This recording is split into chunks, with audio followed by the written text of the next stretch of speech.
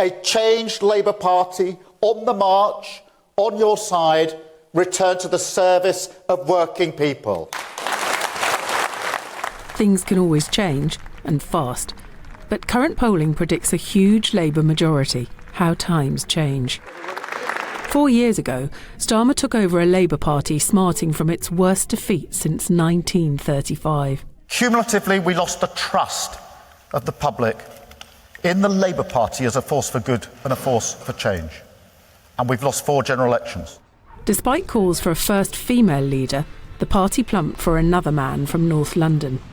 On a platform of 10 left-wing pledges, making, he said, the moral case for socialism.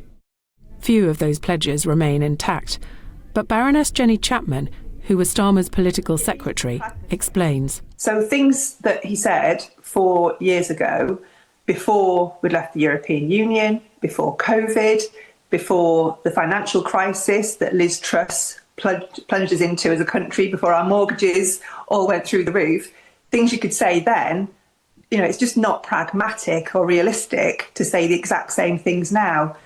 Starmer's determination to root out the anti-Semitism that had surged under Corbyn led to a zero-tolerance approach, and quickly, high-profile figures being sacked or losing the whip, including the former leader himself. Changing the party hasn't been easy.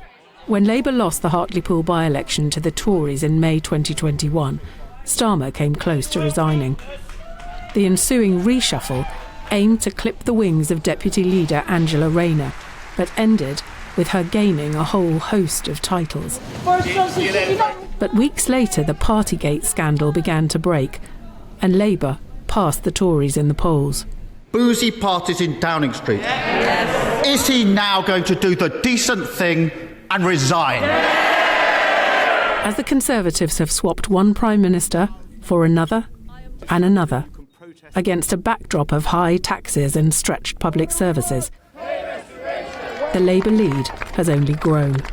Here's Scarlett Maguire, pollster at JL Partners. And one thing that Keir Starmer has managed to do is make himself and the party look like a safe option again, especially around issues like immigration and the economy. And his numerous U-turns on policy have been seized on by the Tories. Now he seems to be opposing that policy. It's only Wednesday. I know he flip-flops, but even for him it's pretty quick.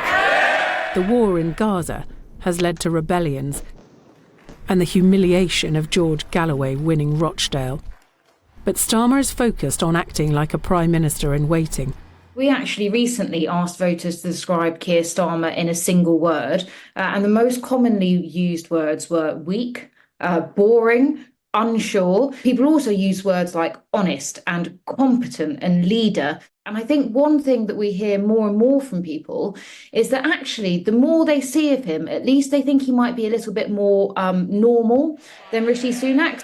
Something we hear a lot. We don't know what Keir Starmer stands for. We're not sure what the Labour Party stands for, but they must be better than what we've just had for the last 14 years, so we're going to give them a go. In just 4 years, Sir Keir Starmer has dragged the Labour Party back towards the centre and to the edge of power. Katherine Forster, GB News.